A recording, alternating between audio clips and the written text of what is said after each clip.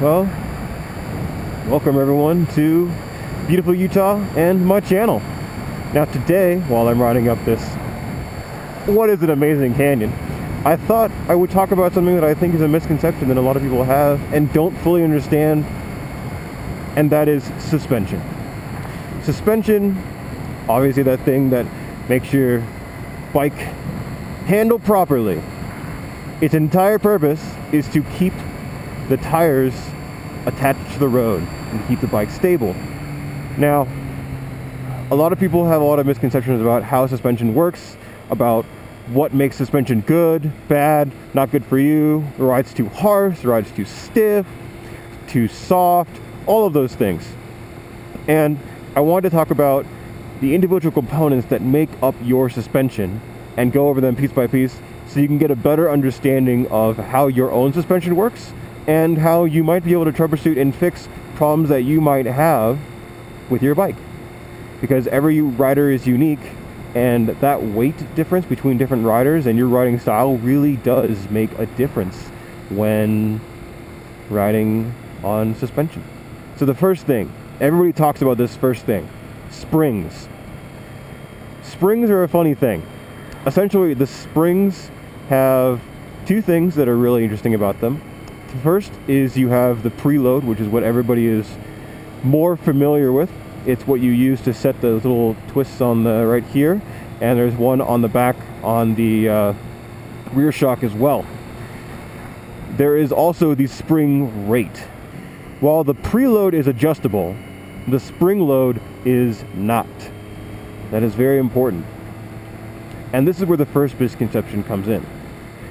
Changing your preload does nothing, absolutely nothing, to affect how stiff or how firm your bike is. You cannot increase the preload and make your bike stiffer and better for you.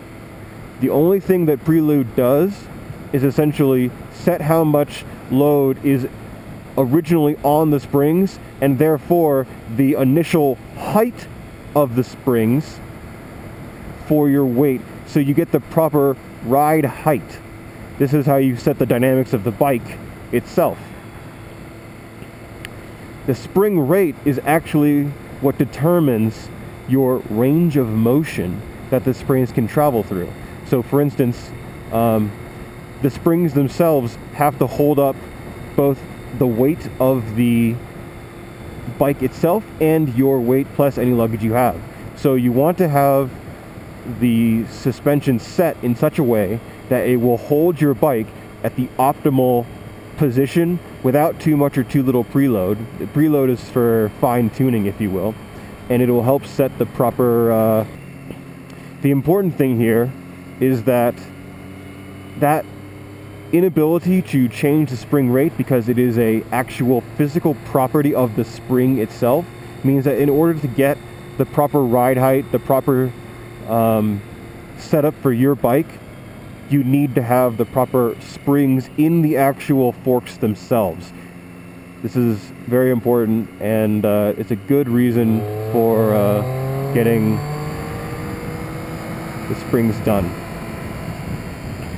And that is basically the first little bit that you're going to want to have. So, spring rate affects your ride height, affects the bike dynamics, and it gives you a good range of motion, so that on full compression and on full rebound, you're not topping out or bottoming out the springs themselves. That's what they're for, to hold the bike up and to hold it in the proper range of motion that, the up and down travel that it can have. That's it. Now, when people are talking about how harsh something is, how soft something is, when the front end dives, when you're feeling all the bumps in the road and all that. That is entirely the valving. You've got your compression and you've got your rebound. Fun little corners like that. Now then, the thing to keep in mind about compression and rebound and the valves that they have, the valves are dampeners, which means that they restrict the velocity right now, okay, that the suspension can travel up and down. Yeah? So that means that a higher compression or a higher rebound will restrict the velocity to a lower amount that it can do. So the way that dampeners work is the higher the velocity, the more resistive force that they apply on them. So when we apply this to the compression and to the rebound settings, what this is going to mean is that compression, if we start with that one first, is the restriction of velocity of the suspension compressing. And when that happens, we have two scenarios where the springs are compressed. First, you are either heavy on the braking, so the front springs will compress. You are heavy on the acceleration, so the rear springs will compress. Or you are going to do a dip, or the one that you're probably most familiar with happening all the time is you have a bumpy surface. The bumpy surface, you're going along smooth, the bumpy surface comes up and compresses the suspension there. Oh, goddamn water. Ooh. Yeah. Now then, how does compression settings affect it? Let's say your compression values are too stiff. Now, this is going to make sure that when you're braking, the front end doesn't dive. It creates a fairly level platform for you to brake on, which is good. You're keeping the bike stable. However, what will happen instead is that when you hit a bump, you will feel that jerk and you'll go, ugh, and you'll feel the jerk from the bump when you go over one. That's because the compression settings was too stiff and the bump just went right through the suspension and into you, which is not good. Now, if the whoa, oh god, big moose, come on, get out of there, come on, guys. Okay.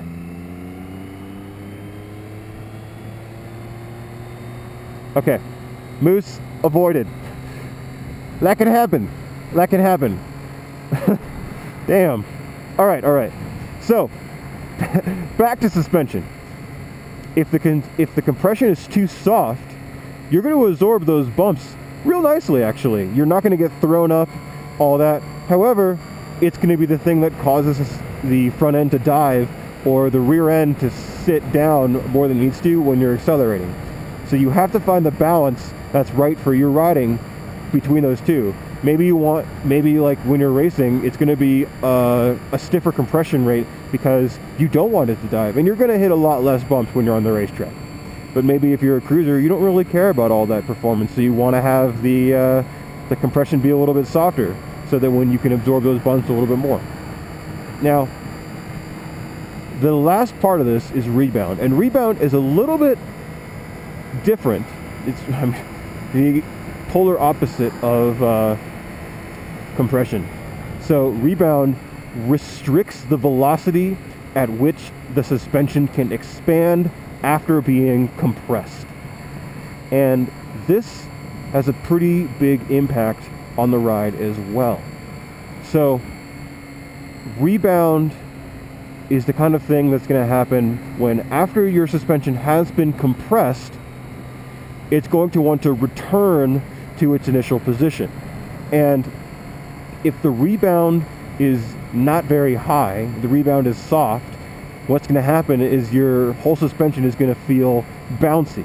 You're going to compress, and then it's going to expand, and it's going to overexpand, and then it's going to like do this because it's not damping the expansion part of it enough.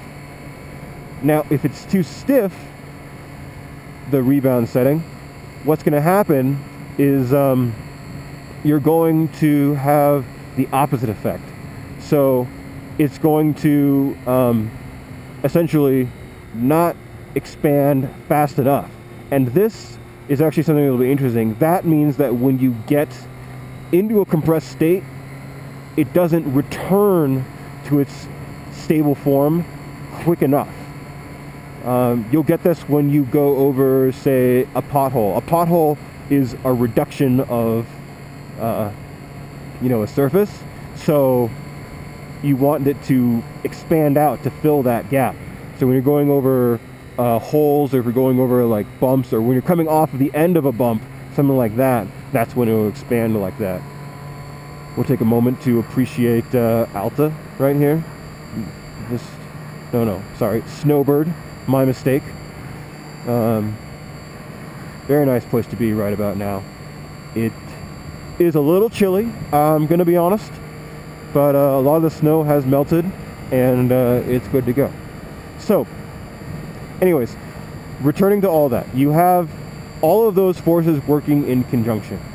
The way that I would go about actually making your suspension better is first figure out what springs are correct for you.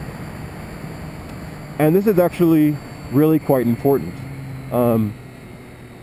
because you want to have the ride height and you want to have the range of motion set for the possible ranges that you're going to be getting in your bike when you go, so you won't bottom out, and so you won't top out. And that's the biggest reason why you might want to get your springs, I'm not going to say upgraded, I'm going to say set to your weight. That's really important. Yeah.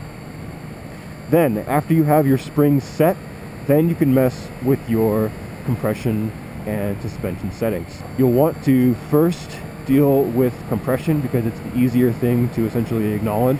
Change that click by click.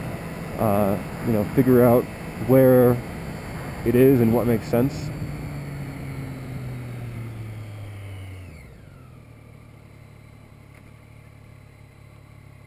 Oh man, so much water.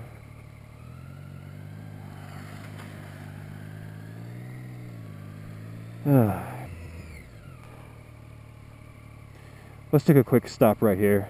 Take a look at Alta. Take a look at Alta and how fucking dirty my bike is after going through that water. Oh god, I just washed it. I'll have to wash it again now. Fantastic. Ugh. Maybe I shouldn't have rid this road. Well, oh god, it's so dirty. Oh god.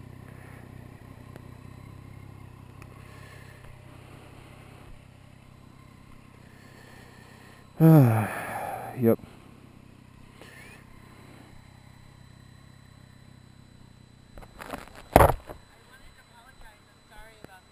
What? No, it's fine. The road, and I saw you behind me the whole way, and I was like, oh my gosh, I hope you're okay.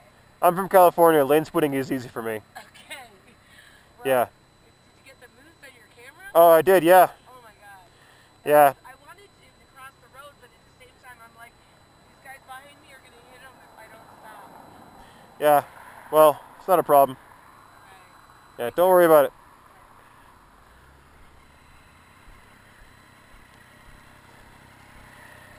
Oh, well, that was nice. Nice of her. Oh. Yeah.